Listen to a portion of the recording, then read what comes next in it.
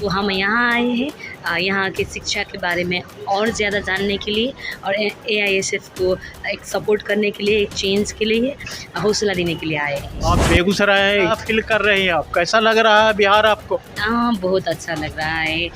कभी बहुत ज़्यादा चीज़ें कॉमन है नेपाल और इंडिया में। सो दाजू भाई वाला भाई आ रहा है, दीदी बहनी वाला भाई आ रहा है। फीमेल कॉमरेड्स को देखती हूँ तो एक बहुत ही अच्छा फ्यूचर मुझे दिख रहा है उनके फेस में। Like female presidents, female member of parliament दिख रहे हैं, तो बहुत ही ज़्यादा अच्छा लगा। तो राष्ट्र बनाने के अगेंस्ट में भी नहीं हूँ और पीछे में नहीं हूँ। मैं हर एक रिलीजन को रेस्पेक्ट करती हूँ। सब मिलकर बैठ रहे हैं नेपाल में।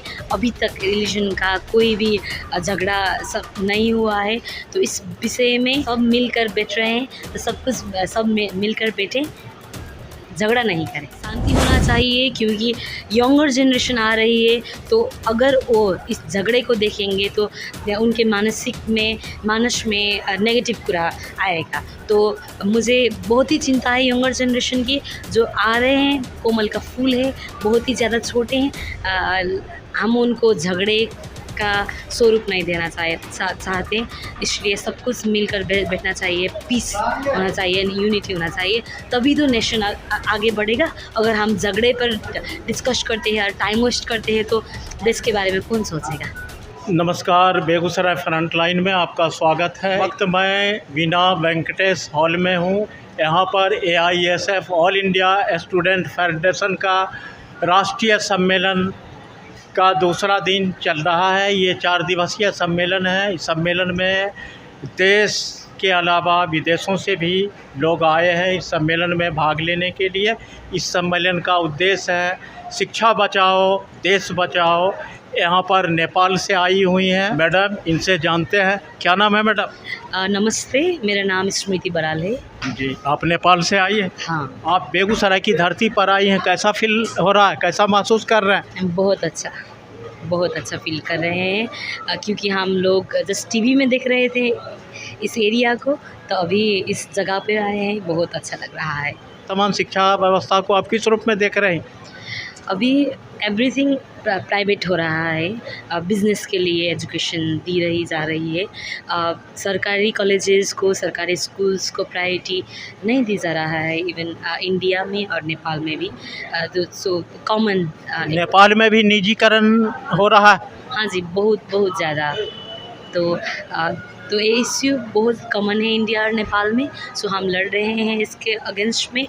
सरकारी स्कूल और सरकारी कॉलेजेस को भी प्रायोरिटी में रख कर एजुकेशन के क्वालिटी देना चाहिए। हम उस पर आवाज़ उठा रहे हैं।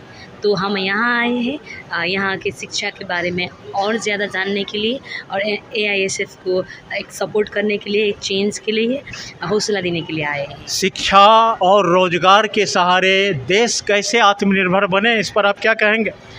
ऑफ कोर्स, अगर शिक्षा अच्छा होता है तो इंसान उसके करियर में भी बहुत ज़्यादा अच्छा होता है। वो ग्लोबली कॉम्पिटेंट होता है, नेशनली बहुत अच्छा होता है। अगर वो गुड शिक्षा यदि रिसीव करता है तो सोसाइटी में वो बहुत ही ज़्यादा अच्छा काम करता है और करियर भी गुड करता है और इन फ्यूचर एक बहुत अच्छा पॉलिसी मेकर भी बनता है। तो पॉलिसी अगर अच्छा बन जाए तो ऑफ कोर्स देश में बहुत ही ज़्यादा पॉजिटिव चेंजेस आते हैं। तो शिक्षा ही एक बहुत ही ज़्यादा इम्पोर्टेंट सेक्टर है जिसमें राज्य को लगानी करना चाहिए। और ये प्राइवेट कॉलेजेस जिस तरह से प्राइवेट कॉलेजेस और स्कूल्स जिस तरह से बिजनेस कर रहे हैं, इसमें उसको रोक दिया चाहिए और सरकार को सरकारी स्कूल और सरकारी आज की शिक्षा कितना रोजगार परक है? जो लोग शिक्षा लेते हैं उन्हें रोजगार मिले? हाँ, हम इंडिया के बारे में डेप्थ में नहीं जानते, लेकिन नेपाल में हम लर्न कर रहे हैं, स्लोली चल रहे हैं। बहुत ही हार्ड सिचुएशन है, बहुत ही बैड सिचुएशन है। जस्ट सर्टिफिकेट के लिए हम पढ़ रहे हैं, ना कि सोसाइटी के लिए और करियर के लिए हम नहीं पढ़ रहे हैं। तो प्रैक्टिकल एजुकेशन का लैक है इन नेपाल में भी।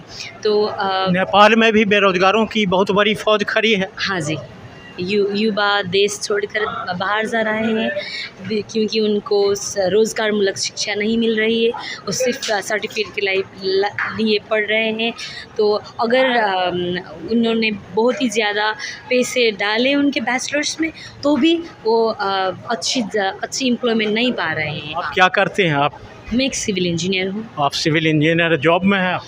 मेरा अपना कंपनी है, स्ट्रगल कर रहे हैं। आप अपनी कंपनी कहाँ, आपकी कंपनी कहाँ कार्य कर रही है? नेपाल पोखरा में। मैं पोखरा में। हाँ जी। किस चीज़ की कंपनी है आपकी? इंजीनियरिंग फर्म है, हम डिज़ाइन करते हैं, कंस्ट्रक्शन। डिज़ाइनिंग का? हाँ जी। आपने डिज़ाइनिंग से किया था इंजीनियरिंग? हाँ जी, सिविल इंजीनियरिंग से।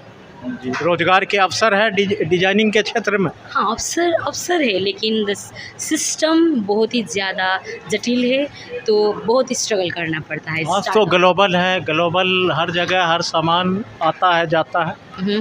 हाँ जी, हम ग्लोबली भी काम करते हैं। अब टेक्नोलॉजी का ज़माना है, तो बाहर बैठकर भी हम अदर देश के काम कर सकते हैं, तो सस्टेन उसी से कर रहे हैं। आप बेगूसराय आई हैं, यहाँ का एक मांग है जो राष्ट्रकवि दिनकर के नाम पर विश्वविद्यालय बने, इस पर आपकी क्या पहल है, क्या कहेंगे आप? दिनकर को आप जानते हैं राष्ट्रकवि? मुझे बहुत ज़्यादा नहीं पता, लेकिन मैंने सुना है बहुत ही ज़्यादा इंस्पिरेशनल थे, तो मैं ऑल द बेस्ट कहूँगी क्योंकि विश्वविद्यालय निके इम्पोर्टेंट है इस जगह में, और किसी भी जगह पे यूनिवर्सिटीज़ बहुत ही ज़्यादा एसेंशियल है, तो ऑल द बेस्ट कहूँगी।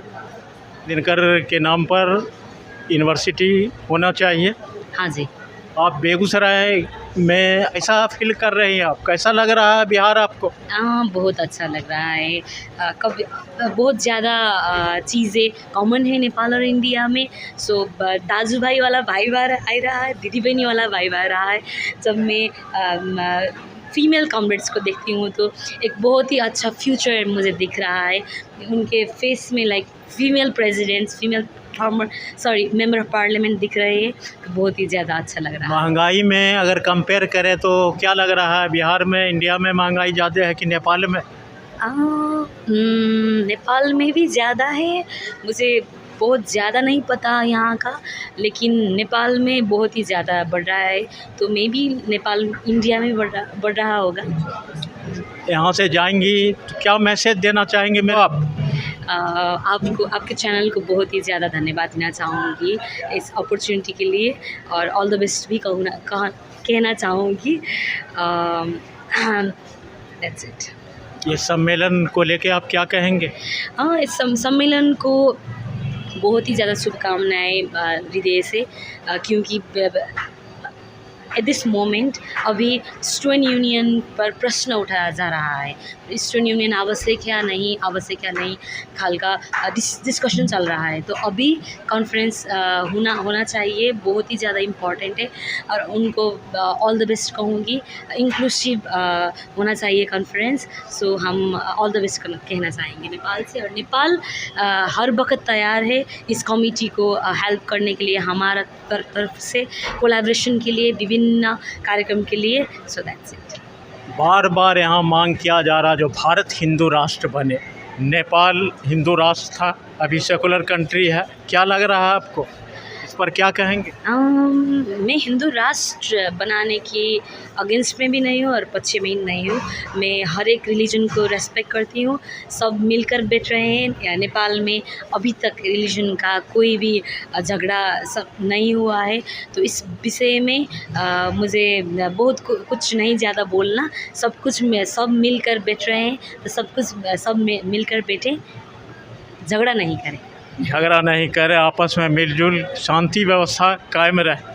हाँ जी, शांति होना चाहिए, क्योंकि यंगर जनरेशन आ रही है, तो अगर वो इस झगड़े को देखेंगे तो उनके मानस में नेगेटिव कुरा आएगा। तो मुझे बहुत ही चिंता है यंगर जनरेशन की, जो आ रहे हैं, कोमल का फूल है, बहुत ही ज़्यादा छोटे हैं, हम उनको झगड़े का स्वरूप नहीं देना चाहते, इसलिए सब कुछ मिलकर बैठना चाहिए, पीस होना चाहिए, यूनिटी होना चाहिए, तभी तो नेशन आगे बढ़ेगा। अगर हम झगड़े पर डिस्कस करते हैं और टाइम वेस्ट करते हैं तो देश के बारे में कौन सोचेगा।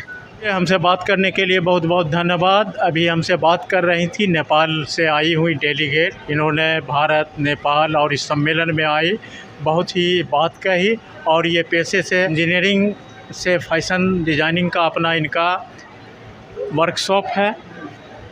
देखते रहिए बेगूसराय फ्रंटलाइन। मिलते हैं अगली वीडियो में। धन्यवाद।